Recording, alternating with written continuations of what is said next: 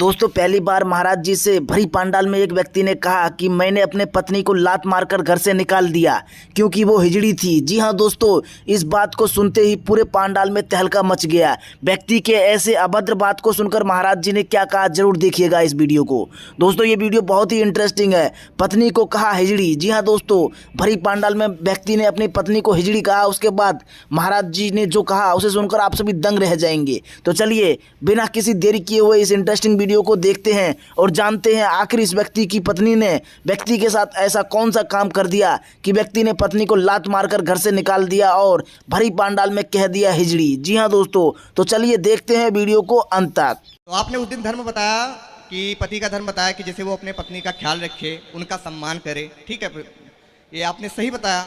और आपने यही चीज़ पत्नी को भी बताया कि पत्नी का भी धर्म है पति का करे। ठीक है, लेकिन हम आपसे ये कहना चाहते हैं कि आज जैसे एक हाथ से ताली कभी नहीं बजती प्रभु, हाथ तालियां तो दोनों हाथों से बजती हैं।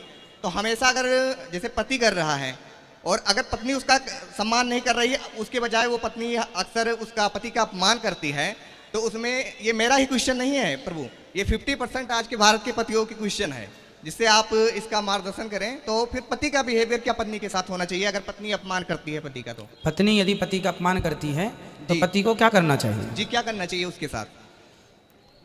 पहली बात तो पत्नियों को कहेंगे कि अपने पति का अपमान ना करो, क्योंकि पति का अपमान परमेश्वर के अपमान जैसा है। ना करो, हम तो ये कहते हैं ना करो। फिर भी यदि करे तो पति को चाहिए कि उसे समझाए क्योंकि एक महाराष्ट्र में भक्त हुए हैं, उनका नाम है, क्या नाम है उनका, क्या नाम है उनका? नाम है, चलो भी बताएंगे, नाम आएगा। जी जी। तो वो एक दिन क्या हुआ, सत्संग कर रहे थे ना, भक्त नामदेव जी नहीं, नामदेव जी नहीं, तुकाराम जी थे। तो वो बैठे भजन कर रहे थे सत्संग बाहर आंगन में। तो पत्नी आई, क्या करते रहते हो, दिन भर समय बर्बाद करते हो, चलो उठो, काम धाम कुछ करते नहीं हो, कमाते नहीं हो, घर में रोटियां नहीं है। वो पानी भरने कुएं में चली गई। अब क्या हुआ, जब तक आई तो बाबा जी तुकाराम जी सत्संग ही कर रहे थे। तो भरा भरा आया घड़ा तुकाराम जी की सिर पे पटक दिया। तुकाराम जी हंस के बोले, देखो श्रोताओ, कितनी अच्छी पत्नी है मेरी, पहले आके गरज गई, बाद में आके बरस गई। गन्ना लेने गए, एक डंडा बचा, सबको बांट दिया रास्ते में, भगवान समझ के बच्चों को।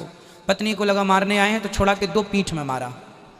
तुकाराम जी भगवान से कहते हैं, भगवान बहुत अच्छी पत्नी दी आपने। लोगों ने कहा ये तो आपको मारती है, अपमान करती, मारती, फिर भी आप कह रहे हैं कि अच्छा किया। तुकाराम जी ने कहा बहुत प्यार करती तो मैं इसी के प्यार में पढ़ करके अपना परलोक बिगाड़ लेता। ये लात मारती है, डांटती है, तो इसी बहाने इसमें मन ना लग के भगवान में मन लगता है, इसलिए अच्छी है। तो ये भी एक दृष्टिकोण है कि यदि हमारी पत्नी बुरी है तो ये समझो कि भगवान ये कहना चाहते हैं कि स्त्री पुरुष में मन ना लगाओ, सीधा हम में जुड़ो। तुलसीदास जी की पत्नी ने अपमान कर दिया, जितना प्यार हमसे करते हो उतना भगवान से कर लेते, तो तुलसीदास जी संत हो गए कि नहीं? किसी को बात सही तरीके से हृदय तक पहुंच जाए तो पत्नी की भी बातें जीवन बदल सकती हैं। जी बिल्कुल। अब पॉजिटिविटी तो यही है। अब फिर पत्नी यदि अपमान करे तो पति भी उसे डांटे, फिर लड़ाई हो, इससे अच्छा है भाई पॉजिटिव रहो, तुकाराम जी की तरह। लड़ने झगड़ने से भी कुछ और नहीं। प्रभु यही चीजें आपने बिल्कुल सत्य बोला, कन्हैया जी हमारे साथ यही चाहते थे कि हमेशा के लिए तुम हमारे हो जाओ। तो आपकी पत्नी भी लड़ती थी? जी गुरुजी, ऐसा ही कुछ है। और फिर हमारे ही साथ नहीं बल्कि 50% कुछ लोगों को और साथ में मैं क्वेश्चन करता, जिससे बात में कुछ भाई बंधु बैठते हैं, तो कई लोगों के मैं उनके जुबा से ऐसा सुनता था, तो मैंने कहा मैं जरूर गुरुजी से ये। तो आपकी पत्नी कहाँ चली गई?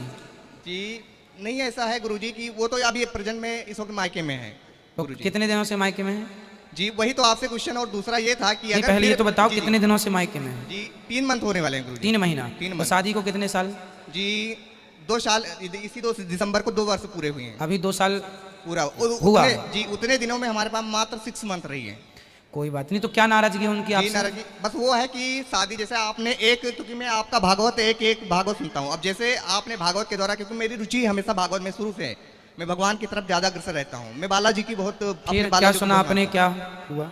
जी फिर कहने का मतलब है, तो गुरुजी में जैसे पत्नी को क्या दिक्कत है आपसे, उसकी प्रॉब्लम क्या है आपसे? जी ऐसा है कि वो मतलब जैसा कहते हैं कि कुछ भी कहे, जैसे माँ के प्रति में कुछ बातें बोल दे तो भी मैं उनको सम्मान करूँ। तो मेरा कहने का मतलब है कि अगर मुझे तुम कुछ कहो, अपमान करो, तो मैं उसको मतलब एक्सेप्ट कर लूँगा, मेरा तो चल जाएगा।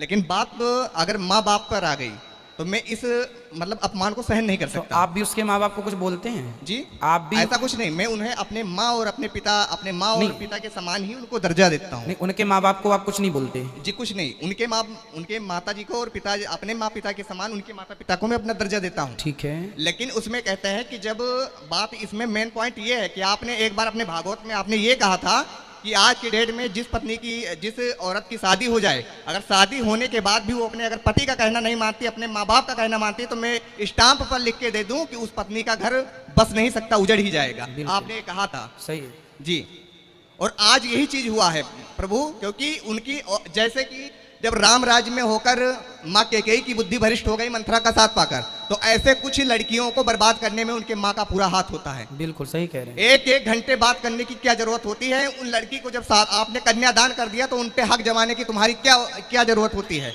या तो तुम कन्यादान ना करते, और फिर जब कन्यादान कर दिए तो घर में तुम भिंडी, मिर्चे, लहसुन, काला नमक पड़ा, सफेद नमक पड़ा, ये सब करने की एक एक घंटे बातें क्यों करती हो आप? सही है। लड़कियों का घर अपना बर्बाद करने के लिए। उस पर भी जब कहो तो कहती है कि हम करेंगे बातें, लेकिन अगर तुम कर क्या लोगे मेरा?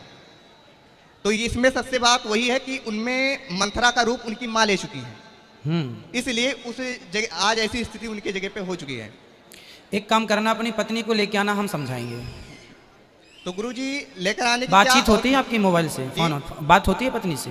जी, जिसका ऐसा बिहेवियर हो उससे बात करना भी उचित नहीं हो सकता। जैसे फिर भी आप एक बार बात कर देखो। रिश्ते तोड़ने से अच्छा है यदि बने रहें तो ज़्यादा अच्छा है। गलतियां सबसे होती हैं बेटा, और आपकी शादी के 2 साल हुए हैं।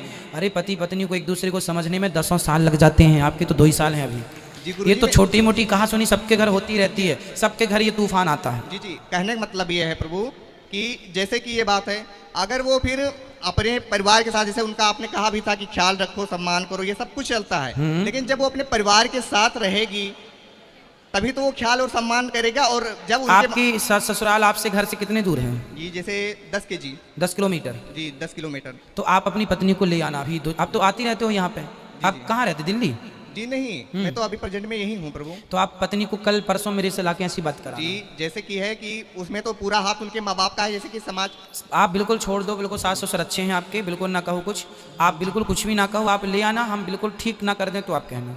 जी, लेकिन कहने का मतलब है प्रभु कि सब कुछ सही है, लेकिन अपने तक चल जाता है, लेकिन जब बात माता पिता के अपमान पे आती है, जब अब कुछ भी ना कहो आप। अब आपकी पत्नी को ले आना, बिल्कुल ठीक ना हो जाए तो आप कहना।